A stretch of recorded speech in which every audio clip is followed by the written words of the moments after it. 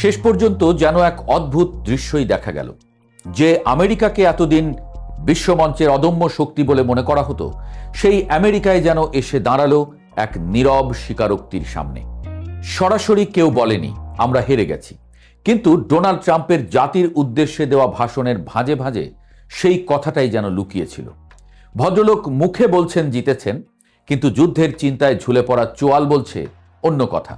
শব্দে শব্দে তিনি বিজয়ের মালা গাঁথতে চাইলেন, কিন্তু সেই মালার ফুলগুলো যেন কোথাও একটু শুকনো, কোথাও আবার সুতো ছিঁড়ে ঝুলে পড়ছে। তিনি বললেন লক্ষ্য প্রায় পূরণ, শত্রু দুর্বল, আমেরিকা আগের চেয়ে শক্তিশালী। কিন্তু এই সব কথার মাঝেই এমন এক শূন্যতা রয়ে গেল, যেটা ঢাকার মতো কোনো বাক্য তার কাছে ছিল না। কারণ বিজয়ের গল্পে সাধারণত একটা স্পষ্ট শেষ থাকে। এখানে সেই শেষটি নেই, আছে শুধু আরও কিছুদিন চালিয়ে যাওয়ার কথা। দেখলে মনে হয় তিনি যেন এক ছাত্র পরীক্ষার খাতা জমা দিয়ে বাইরে এসে বলছেন খুব ভালো হয়েছে পরীক্ষা, অথচ নিজের মনেই জানে কিছু প্রশ্ন ফাঁকা রয়ে গেছে।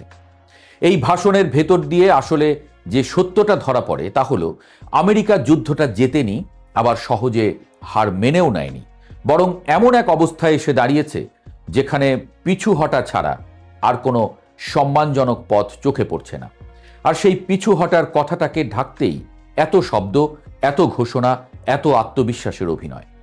সব মিলিয়ে ট্রাম্পের এই ভাষণটা এক অদ্ভুত কাব্য, যেখানে শব্দগুলো বিজয়ের, কিন্তু অর্থটা পরাজয়ের দিকে ঝুঁকে আছে।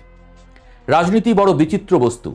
এখানে কখনো কখনো যুদ্ধক্ষেত্রে কি ঘটছে তার চেয়ে বেশি গুরুত্বপূর্ণ হয়ে ওঠে কে কিভাবে গল্পটা বলছে। আর সেই গল্প বলার শিল্পে নিঃসন্দেহে একজন সিদ্ধহস্ত কারিগর ডোনাল্ড ট্রাম্প। তিনি জানেন কিভাবে পরাজয়ের ধুলো ঝেড়ে সেটাকে বিজয়ের মুকুটে রূপ দিতে হয়। কিন্তু সমস্যা হলো, মুকুটটা যদি কাগজের হয় তবে একটু বৃষ্টিতেই তার আসল রূপ বেরিয়ে পড়ে। ইরান যুদ্ধের 1 মাস পূর্তি উপলক্ষে দেওয়া তার ভাষণটি ঠিক সেরকমই এক নাটকীয় উপস্থাপনা। শুরুতেই তিনি চলে গেলেন মহাকাশে নাসার আর্টেমিস মিশনের ক্রুদের অভিনন্দন জানাতে, যেন পৃথিবীর জটিল বাস্তবতা থেকে মন সরিয়ে এক ধরনের কল্পনার জগতে নিয়ে যেতে চান শ্রোতাদের। কিন্তু সমস্যা হলো, আমেরিকান জনগণ তখন চাঁদের দিকে তাকিয়ে নেই, তারা তাকিয়ে আছে গ্যাস স্টেশনের দিকে যেখানে দাম বাড়ছে, আর তাকিয়ে আছে পারস্য উপসাগরের দিকে যেখানে যুদ্ধের আগুন থামার কোনো লক্ষণ নেই। ভাষণের দ্বিতীয় পর্বেই তিনি যেন এক নিঃশ্বাসে ইরানকে শেষ করে ফেললেন। তার দাবি ইরানের নৌবাহিনী নেই, বিমান বাহিনী ধ্বংস, নেতারা মৃত, ক্ষেপণাস্ত্র সক্ষমতা ভেঙে পড়েছে। শুনতে মনে হয় যেন যুদ্ধ শেষ, এখন শুধু বিজয় মিছিল বাকি। কিন্তু বাস্তবতা একটু অন্যরকম, কারণ একই সময়ে হরমুজ প্রণালী কার্যত অচল হয়ে আছে। আমেরিকার জাহাজ চলাচল বন্ধ, আর বিশ্ববাজারে তেলের দাম হুহু করে বাড়ছে। যুদ্ধ যদি সত্যিই শেষের পথে থাকে, তাহলে বাজার কেন ভয় পাচ্ছে? এখানেই আসল দ্বন্দ্ব। ভাষণে এক ছবি, বাস্তবে আর এক। ট্রাম্প বললেন আমেরিকা জিতছে আগের যে কোনো সময়ের চেয়ে বড়ভাবে, কিন্তু পরিস্থিতি বলছে ভিন্ন কথা। কারণ যুদ্ধক্ষেত্রে এখনো প্রতিদিনই পাল্টাপাল্টি হামলা চলছে। ইসরায়েল এখনো ইরানের ড্রোন ও ক্ষেপণাস্ত্রের মুখে, আর ইরানও প্রতিদিন ইসরায়েলের আক্রমণের শিকার হচ্ছে। তাহলে প্রশ্নটা স্বাভাবিক, যদি সব শেষ হয় তাহলে যুদ্ধ চলছে কেন? এই ভাষণের সবচেয়ে বড় বৈশিষ্ট্য হলো, যা বলা হয়েছে তার চেয়েও বেশি গুরুত্বপূর্ণ যা বলা হয়নি। ট্রাম্প দীর্ঘ 19 মিনিট কথা বললেন, কিন্তু তিনি একবারও স্পষ্ট করে বললেন না এই যুদ্ধের শেষ কোথায়, বিজয়ের সংজ্ঞাটা কি। রাজনীতিতে অনেক সময় লক্ষ্য নির্ধারণটাই সবচেয়ে গুরুত্বপূর্ণ, কিন্তু এখানে সেই লক্ষ্যটাই কুয়াশার মধ্যে ঢাকা। তিনি বলছেন মূল কৌশলগত লক্ষ্যগুলো প্রায় পূরণ হয়ে গেছে, কিন্তু সেই লক্ষ্যগুলো আসলে কি ছিল? ইরানের শাসন ব্যবস্থা বদলানো, পারমাণবিক কর্মসূচি থামানো, নাকি শুধু সামরিক শক্তি দুর্বল করা? এর কোনো স্পষ্ট উত্তর নেই। কথা শুনে মনে হচ্ছে আমেরিকা নিজেই জানে না ঠিক কি কারণে ইরানে হামলা করেছিল।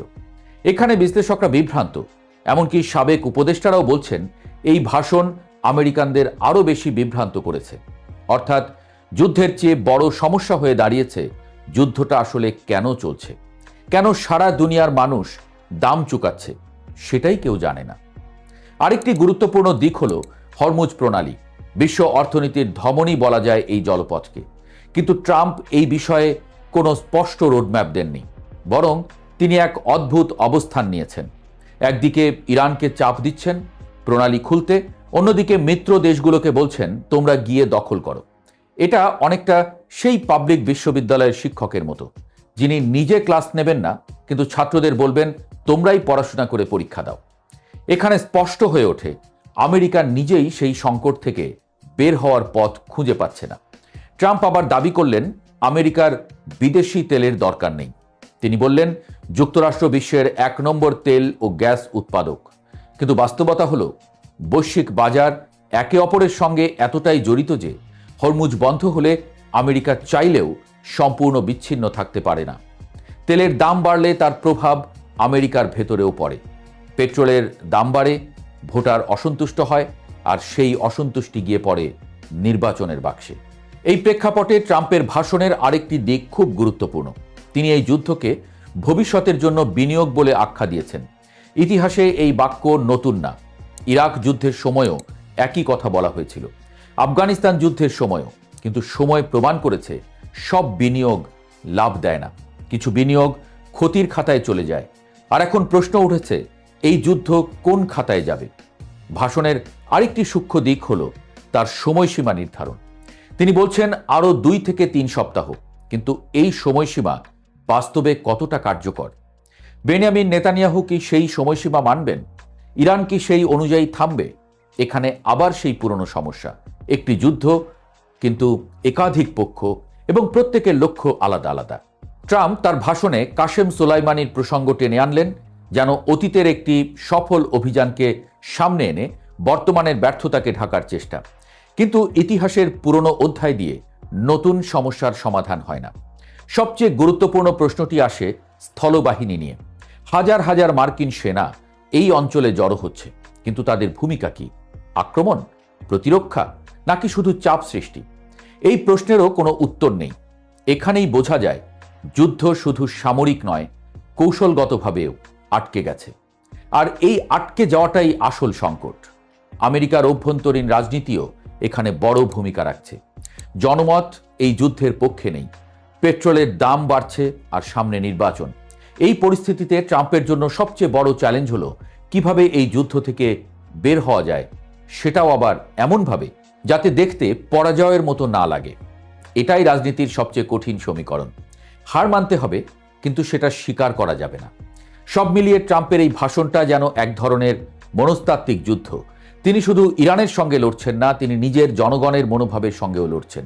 তিনি বোঝাতে চাইছেন সবকিছু নিয়ন্ত্রণে আছে, কিন্তু ভাষণের ফাঁকফোকরগুলো বলছে সবকিছু নিয়ন্ত্রণের বাইরে চলে যাচ্ছে। শেষ পর্যন্ত এই প্রশ্নটা থেকেই যায়, এটা কি সত্যিই লক্ষ্য পূরণের কাছাকাছি পৌঁছানো এক যুদ্ধ, নাকি এটি এমন এক জটিল ফাঁদ যেখানে আমেরিকা নিজেই আটকে গেছে? আর সেই শেষটা কি হবে, বিজয়ের নাকি স্বীকার না করা পরাজয়ের? সেটাই এখন দেখার বিষয়।